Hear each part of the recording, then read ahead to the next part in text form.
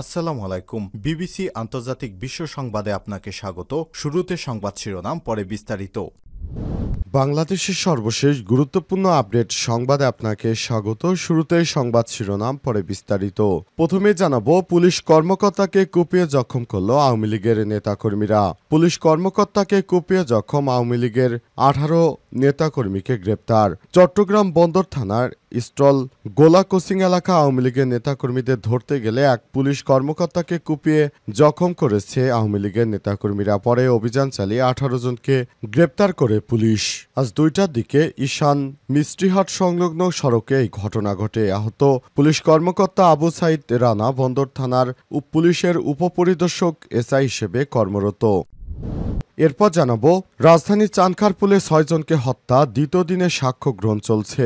2024 সালে জুলাই আগস্টে আন্দোলনে রাজধানীর চানখারপুলে 6 জনকে হত্যার ঘটনায় মানবতা বিরোধী অপরাধে সাবেক ডিএমপির কমিশনার হাবিবুর রহমান সহ 8 আসামির বিরুদ্ধে দ্বিতীয় দিনে সাক্ষ্য গ্রহণ শুরু হয়েছে। এদিকে শারজিস আলমের বিরুদ্ধে মামলা।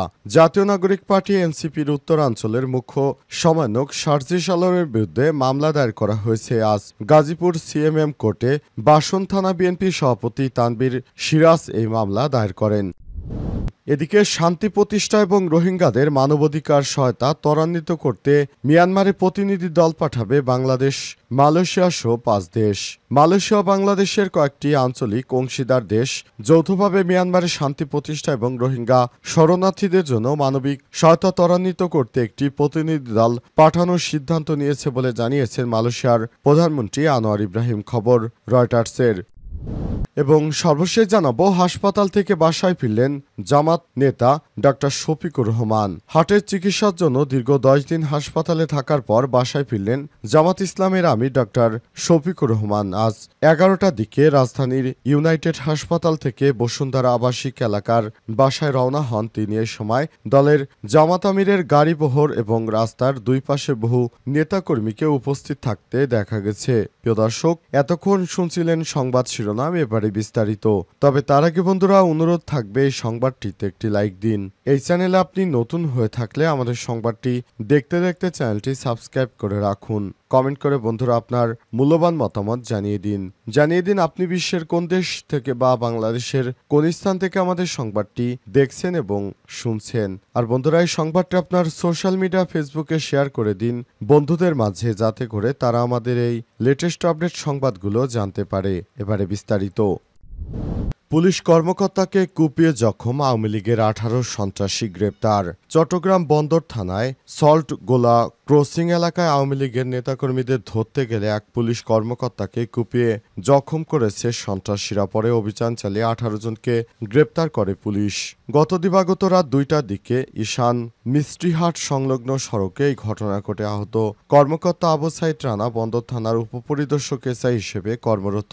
পুলিশ ও স্থানীয় সূত্র থেকে জানা গেছে, রাতে সল্টগোলা এলাকায় হঠাৎ মিছিল বের করে আওয়ামী লীগ এবং এর অঙ্গ সংগঠনের নেতাকর্মীরা। খবর পেয়ে পুলিশ অভিযান চালালে হামলার শিকার হন পুলিশের এসআই রানা। তাকে উদ্ধার করে চট্টগ্রাম মা ও শিশু হাসপাতাল, পরে চট্টগ্রাম মেডিকেল কলেজ হাসপাতালে পাঠানো হয়।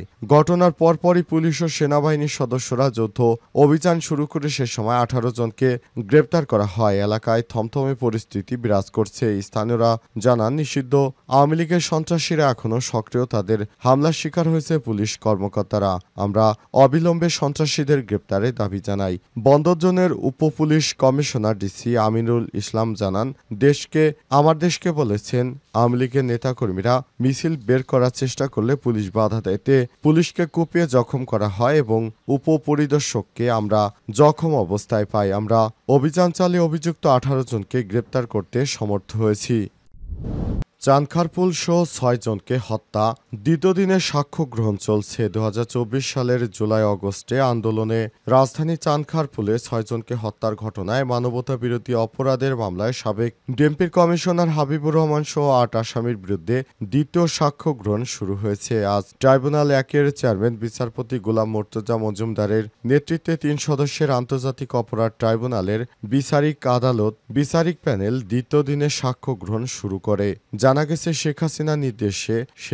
শেখ হাসিনার নির্দেশে চানখারপুলে হত্যাকাণ্ডের ঘটনা ঘটেছিল এবং এই হত্যাকাণ্ড এমনভাবে ঘটানো হয়েছিল যাতে করে আওয়ামী লীগের নেতাকর্মীদের সামনে সেদিন ছাত্র জনতা দাঁড়াতে না পারে। সেই হত্যাকাণ্ডের ব্যাপারে নতুন করে পুলিশের ঢাকা রেঞ্জের ডিআইজি হাবিবুর রহমানকে প্রধান আসামি করে আরও বেশ কয়েকজনের নামে মামলা দায়ের করা হয় এবং সেই মামলারই শুনানি চলছে। সেখানে রাজসাক্ষী হিসেবে আছেন সাবেক পুলিশের আইজিপি চৌধুরী আব্দুল্লাহ আল মামুন। তিনি মূলত তখনকার পুলিশ প্রধান হিসেবে দায়িত্ব পালন করছিলেন। তার নির্দেশে এই ধরনের হত্যাকাণ্ড ঘটনা ঘটেছে এবং তিনি রাজসাক্ষী হওয়ার কারণে তিনি বর্তমানে শেখ হাসিনার বিরুদ্ধে সাক্ষ্য গ্রহণ দিচ্ছে।